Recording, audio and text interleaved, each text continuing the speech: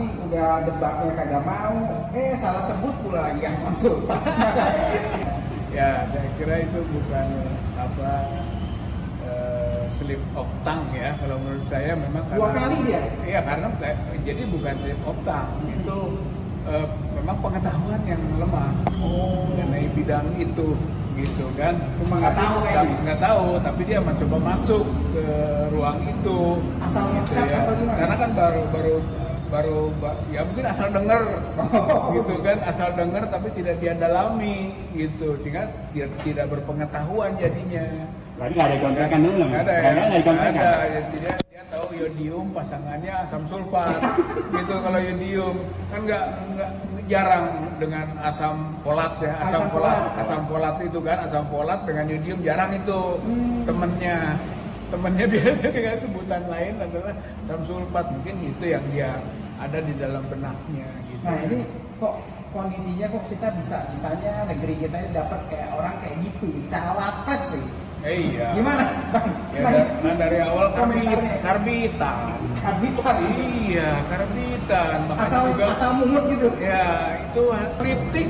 Hasil dari genetika MK ya? Iya, MK.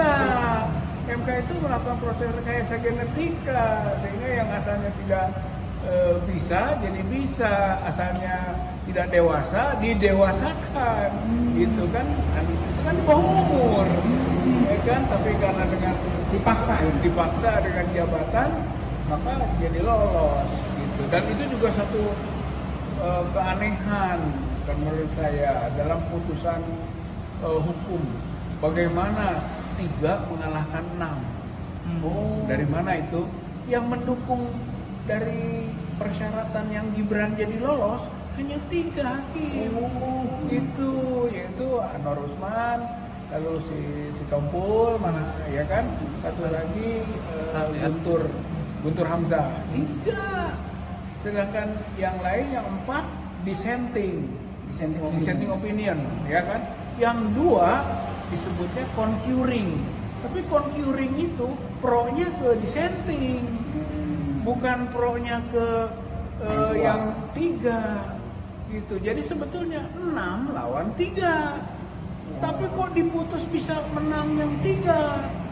Jadi maksa banget ya? Maksa banget, itu rekayasa tadi. Gitu kan, rekayasanya betul-betul gitu. Jadi luar biasa lah. Makanya berefek ke asam sulfat. Itu efek.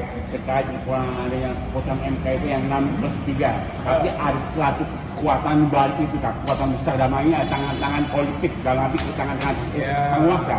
Karena kebetulan Jokowi misalnya. Ya saya kira nggak bisa sih, karena dalam pidana itu kan ada pelaku, ya pelaku itu namanya pleher, ya pleher itu pelaku, itu Anwar Usman. Kemudian ada mede pleher yang membantu, mungkin yang membantu 2 hakim yang menjadikan sepakat jadi 3 gitu kan, termasuk Iriana yang melakukan proses bantuan rekayasa itu yang membantu, itu namanya mede pleher. Dan ada yang disebut dengan Dunpleher. Nah, Dunpleher itu yang menyuruh gitu. Nah, yang menyuruh ini dugaan terkuat ya Jokowi gitu. Jadi semuanya ini adalah pelaku dader, pelaku semua ya, cuman ada yang pembantu, ada penyuruh, ada memang pelaku langsung gitu. Tapi ini adalah mereka penjahat semua. Dalam hukum penjahat. Ininya kriminal, mereka yang melakukan tindakan kriminal. Karenanya kena sanksi sebenarnya semuanya, maksimum 12 tahun. Harusnya. Iya, karena itu nepotisme. Harusnya dipenjara. Namanya delik nepotisme. Itu tindak pidana khusus. Seperti korupsi itu tindak pidana khusus, nepotisme tindak pidana khusus. Masing-masing terancam penjara. Kalau yang nepotisme 12 tahun maksimal dan 1 miliar maksimal denda. Itu deliknya apakah ada yang harus melaporkan itu atau delik aduan maksudnya gitu? Oh enggak, itu namanya delik umum. Siapapun yang tahu gitu ya, boleh Yang berani lah. melaporkan siapapun tahu terjadi itu, dan ini boleh disebut seluruh rakyat Indonesia tahu. Seluruh rakyat Indonesia lapor Jadi gitu. semua orang sekarang bisa melaporkan. Gitu, untuk itu bisa melaporkan ya kalau dalam hukum kan, bisa juga mengadukan, namanya DUMAS, pengaduan masyarakat. Boleh gitu, kita nggak punya bukti detail, cukup kita adukan saja. Ini kan melihat potret hukum nih, Nggak bisa. Bang Rijal. Iya. Udah berkali-kali Bisa. ya, aktivis, Oke. sejarah, apalagi bahasa Gandalinggon, mungkin cuma nge-tweet doang ya. Hukum kan alat kepala. Apalagi ditambah lagi sekarang ijazah Pak Tuh. Jokowi nggak kalah keluar gimana tuh? Iya, Masih iya. percaya nggak sama hukum ini? Nah, jadi begini menurut saya itu semacam penghukuman dengan proses, by proses. Ya. Satu proses jangankan aja, itu sendiri sudah hukuman. Mereka Artinya- deg-degan juga sebenarnya. Deg-degan, dan itu adalah hukuman. Kan ada sanksi moral, ada sanksi sosial, ada sanksi Hukuman sosial lah. Kena. Orang itu juga merupakan hukuman. Gitu. Nah, buat orang sehat ya. Oh iya. Orang gila, Garing-garing. kalau orang gila mah ya udah disanksi apapun nggak kena apa-apa. Namanya juga bodoh. gila. Masa Masa bodoh. bodoh. Ini cerita orang sehat. Iya. Kalau orang sehat. Orang sehat, gitu kan. Ada sanksi moral aja. Jadi kita ijazah palsu meramaikan, tapi moral itu. Iya. Bagi orang sehat tadi. Kalau 9 tahun dulu, 9 tahun sebelumnya kita masih sehat ya. Bisa jadi. Karena ada yang disebut mitomania. Mitomania adalah orang yang biasa bohong, biasa tidak benar, akhirnya dia merasa benar. Itu namanya mitomania. Jadi bohong tidak merasa bohong. Nah, jangan-jangan gitu kan, atau ada dugaan Jokowi sakit mitomania. Ya. Mitomania namanya. Mitomania itu adalah satu bohong, dia tidak merasa bohong. Jadi sudah tidak bahaya banget itu ya. sangat bahaya. Gitu, makanya Om Lim maksulkan. karena bahaya. Saya sakit ya. Ya, itu boleh kita sampai ke analisis seperti itu loh. Kalau mau objektif dari berbagai sisi kita lihat kenapa kok begini, gitu kan? Dan sampai ke putranya, kenapa dia tidak malu menyodorkan anaknya yang punya kapasitas seperti asam sulfat untuk ibu hamil, bahaya itu, ya kan?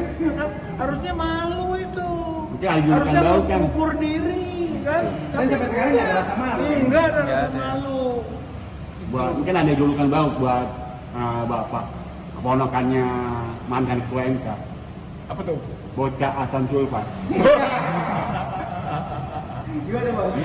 Ya, kalau berkaitan dengan Ade Armando ini, Bang. Kemarin kan sempat berstatement bahwa mengatakan ketika ada mahasiswa demo ya, kalau nggak salah itu tanggal 29 November menuntut politik dinasti Jokowi. Tetapi Ade Armando malah membandingkan dengan kondisi Yogyakarta yang memang sudah ada kesultanan ya, Hamengkubuwono. Itu artinya kan Dinasti. nah, dinasti, tapi dinasti ini sudah diatur dalam pemerintahan bahkan sebelum Indonesia itu merdeka ya.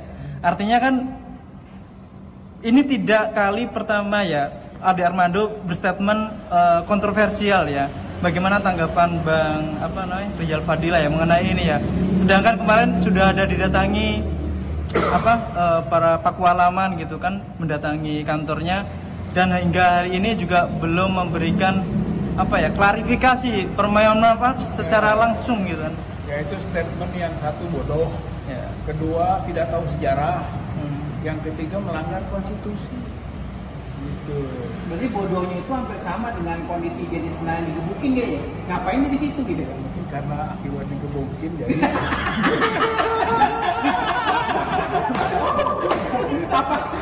menurut Pak Rizal lebih 50-50. Apakah dia nanti akan ada kemungkinan kedua kali? Nggak tahu gitu kan, supaya jadi sehat. Supaya jadi sehat. Tambah sakit sekalian. Artinya memang kualifikasi bodoh itu bisa, gitu ya. Dan kualifikasi tidak tahu sejarah bisa. Dan tentu saja yang ketiganya melanggar konstitusi karena diatur kok pasal 18 itu B ayat 1 soal bahwa negara mengakui gitu kan aturan tentang pemerintahan daerah yang bersifat khusus dan istimewa, diatur kemudian oleh undang-undang itu. Jadi dia memang buta konstitusi gitu, harusnya dia nggak akan berstatement itu karena ada keistimewaan gitu kan. Yogyakarta ini berarti termasuk di dalamnya proses pemilihan